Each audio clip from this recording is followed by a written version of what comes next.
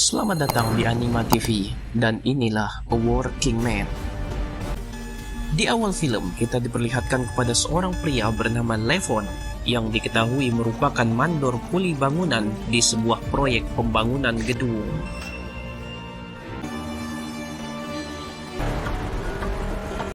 Ia sangat dihormati oleh para bawahannya sampai seorang kuli bernama Abdul memberikannya sekotak makan siang yang dimasak istrinya khusus untuk Levon.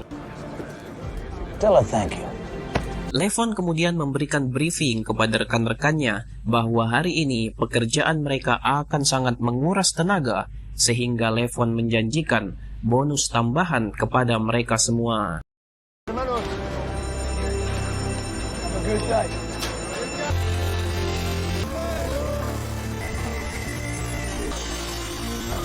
Setelah memberikan briefing, Levon kemudian masuk ke ruangan untuk memberikan laporan pekerjaan kepada pemilik atau pengelola proyek konstruksi tersebut, yang ternyata adalah satu keluarga, yaitu Garcia, Carla, dan anak mereka bernama Jenny. Jenny memberitahu ayahnya bahwa besok malam ia dan teman-temannya akan mengadakan pesta perayaan karena mereka telah menyelesaikan ujian semester pertamanya. Awalnya, ayahnya menolak dan mengusulkan agar Jenny ikut les piano saja. Tapi karena Jenny sering jadi bahan ejekan teman-temannya karena dianggap anak rumahan, akhirnya Garcia selaku ayah yang baik memberikan izin kepada Jenny. Setelah memberikan laporan, Levon dikejutkan dengan kedatangan segerombolan ormas Akamsi yang secara tiba-tiba memukuli si Abdul. Menyaksikan hal itu, jiwa brutal Levon pun meronta-ronta dan terjadilah perkelahian satu versus segerombolan ormas. Dan ya, kita sudah tahu siapa pemenangnya.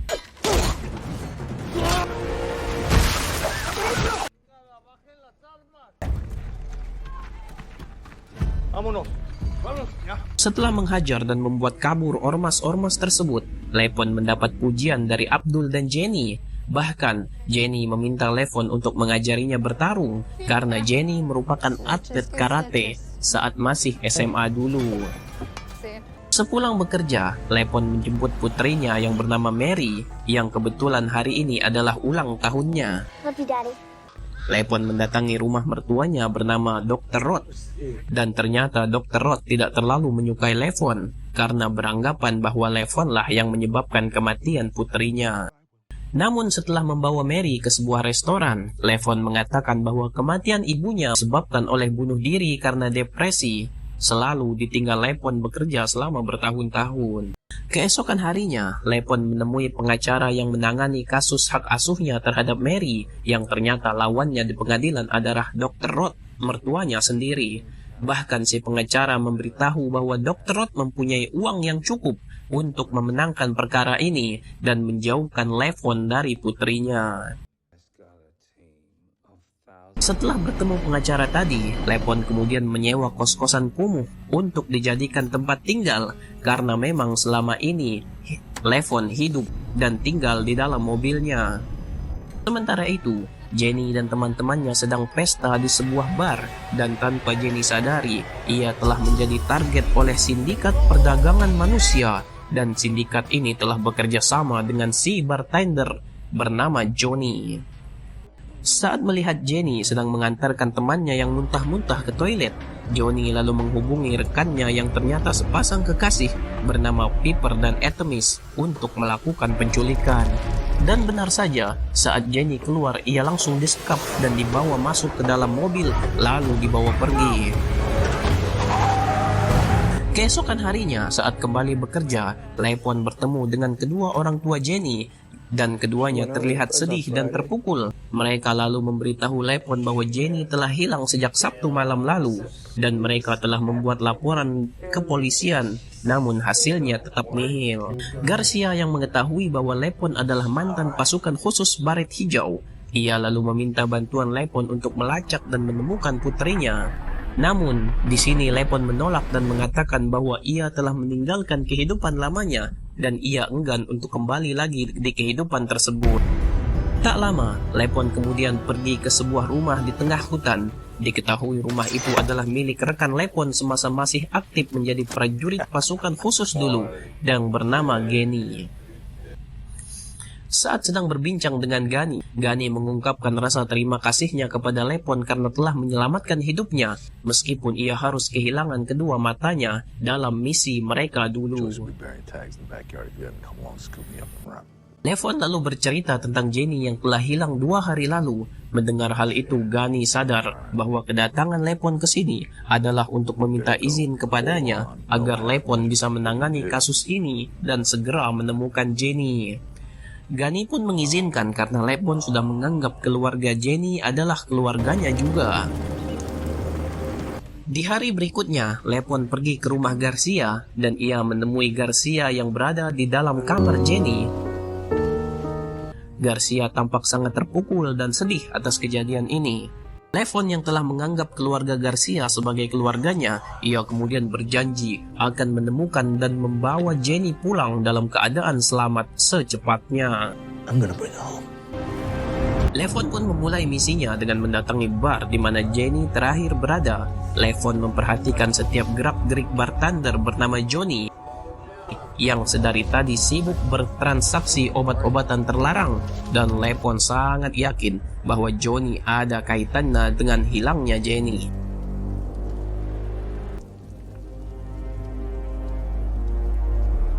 Setelah menutup bar, Johnny lalu pulang ke apartemennya. Tanpa ia sadari, Lepon telah menaruh alat pelacak di mobilnya dan mengikutinya sampai ke apartemennya.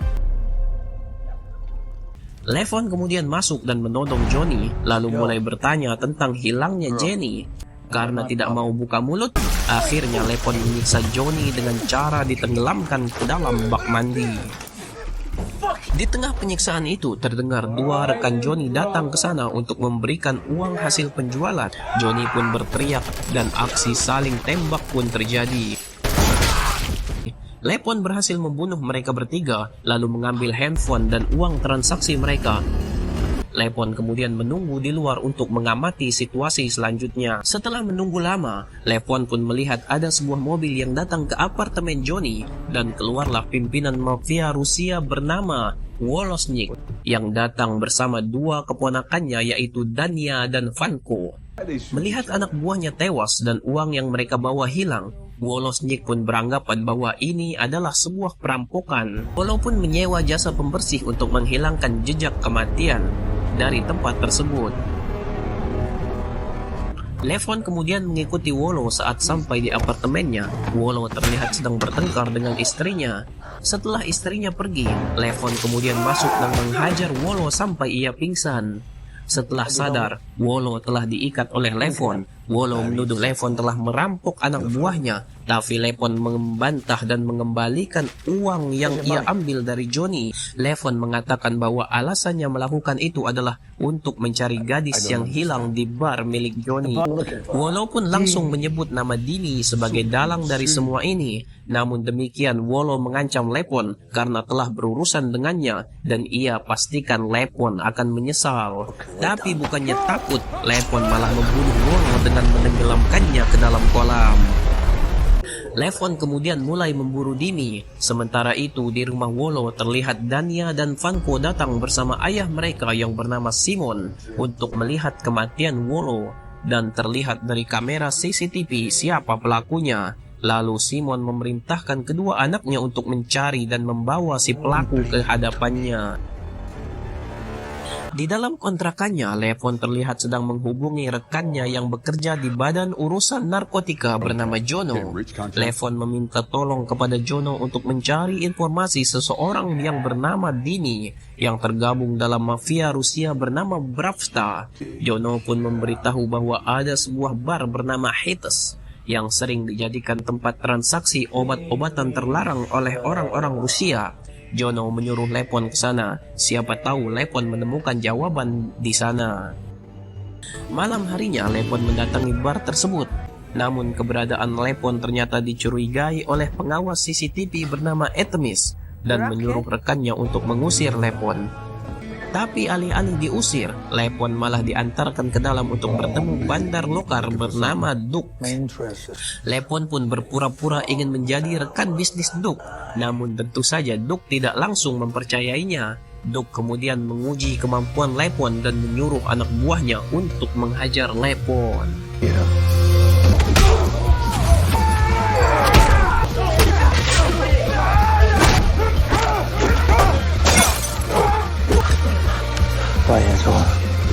Enough!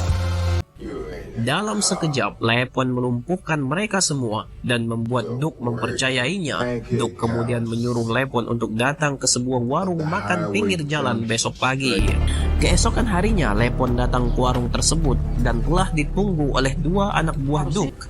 Lepon lalu memberikan segepok uang dan ia diberi HP untuk dihubungi lebih lanjut. Di dalam perjalanan, Lepon dihubungi Duke dan mengatakan bahwa barangnya ada di bawah jok mobil Lepon. Lepon kemudian menepi dan membuang barang tersebut ke sungai. Malam harinya, Jenny dibawa Piper dan Artemis ke tempat orang yang membelinya. Namun alih-alih mendapatkan kenikmatan, pria gempal ini malah digigit oleh Jenny sampai pipinya sobek. Beralih pada Lepon yang sedang menyusun rencana, ia dihubungi oleh Duke yang memintanya untuk bertemu atasannya dalam bisnis obat-obatan ini, dan Duke telah mempersiapkan pertemuan ini. Keesokan harinya, Lepon datang untuk bertemu atasan Duke yang tidak lain adalah Dini yang sedang ia buru.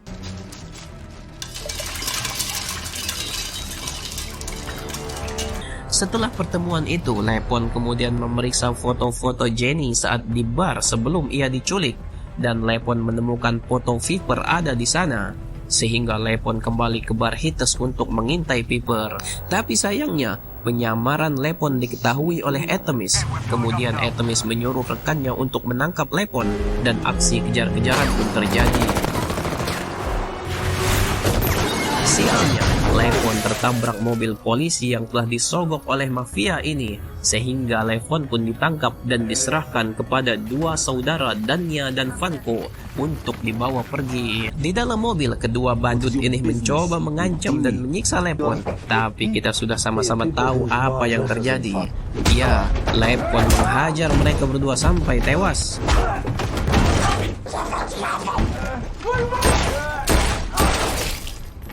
Keesokan harinya, Simon yang mengetahui kedua putranya tewas di tangan Lepon akhirnya meminta bantuan para petinggi mafia Brapta, dan si petinggi ini menyuruh anak buahnya untuk menemukan Dini sebelum Lepon menghabisinya. Dan benar saja, tak butuh waktu lama Simon dan kedua anak buahnya berhasil menemukan Dini dan mengingatkannya bahwa ia adalah target Lepon selanjutnya. Kemudian dua anak buah Simon membayar seorang hacker untuk mencari data orang-orang yang ada hubungannya dengan Lepon, dan ditemukanlah data Mary dan Dr. Roth. Akhirnya mereka mendatangi rumah Dr. Roth dan membakarnya. Saat bersamaan, Lepon mendapatkan telepon dari sekolah Mary dan mengabarkan bahwa Mary tidak ada yang menjemput.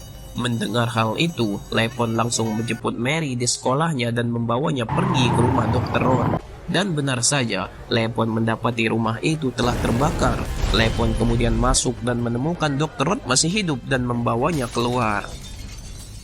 Mengetahui keluarganya berada dalam ancaman, Lepon kemudian menyuruh Dr. Roth untuk pergi ke rumah sakit dan berdiam di sana untuk keselamatannya. Sementara Mary dibawa Lepon ke rumah sahabatnya Gani untuk sementara waktu bersembunyi di sana. Gani juga memberikan Lepon berbagai senjata untuk membantu menyelesaikan misinya. Kita kembali ke Jenny yang sedang dibawa Piper dan Artemis untuk dieksekusi atas perintah Dini karena telah menggigit pelanggannya. Namun di tengah perjalanan, Jenny berhasil melarikan diri.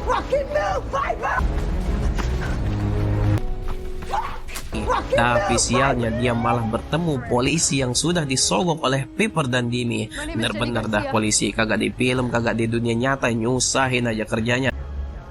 Dan Jenny pun dibawa kembali kepada Piper. Dan saat hendak dibunuh, Piper dihubungi oleh orang yang digigit oleh Jenny, dan dia ingin Jenny dibawa ke hadapannya dalam keadaan hidup. Piper dan Artemis pun mengantar Jenny menemui bapak-bapak birahi ini. Sementara itu, Lepon yang sudah memburu Dini akhirnya menemukannya di sebuah bar. Dini sedang bertransaksi dengan seorang wanita.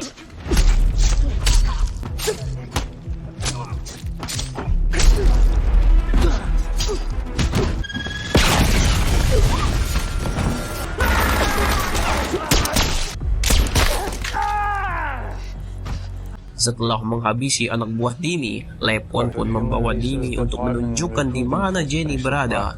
Karena tidak ingin dibohongi Dini, Lepon membawanya untuk menunjukkan di mana mereka menyekap Jenny. Saat tiba di depan sebuah gudang tua tempat mereka menyekap Jenny, Lepon pun membunuh Dini terlebih dahulu.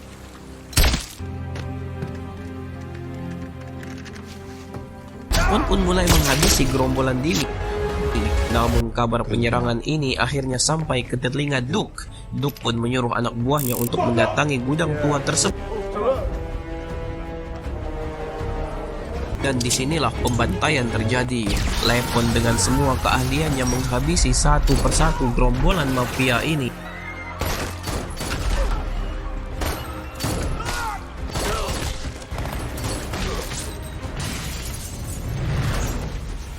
Sampai akhirnya Lepon harus berduel dengan Duke.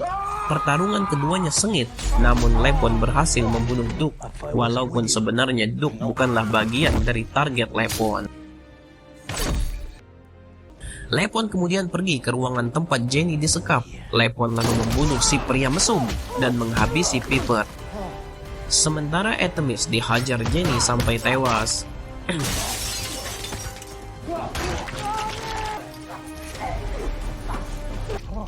It's over now. Sementara di luar, dua anak buah Simon menembaki mobil polisi yang bekerja dengan Dini sampai mobilnya terbakar dan polisi kampret ini pun tewas terbakar. Syukurin lu. Saat Lepon dan Jenny hendak keluar, mereka ditembaki secara brutal oleh dua anak buah Simon. Namun sekali lagi, Lepon menunjukkan kelasnya dan berhasil membunuh kedua cecunguk ini.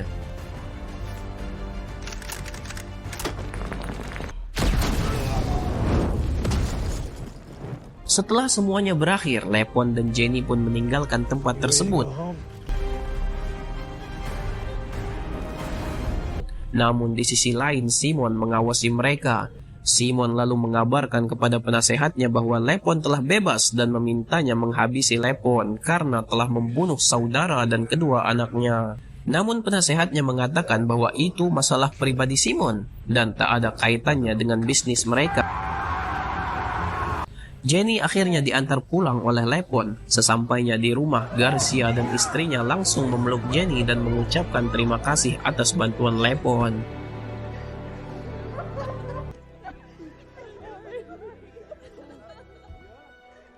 Lepon pun kembali ke rumah Gunny untuk menjemput Mary dan film pun selesai.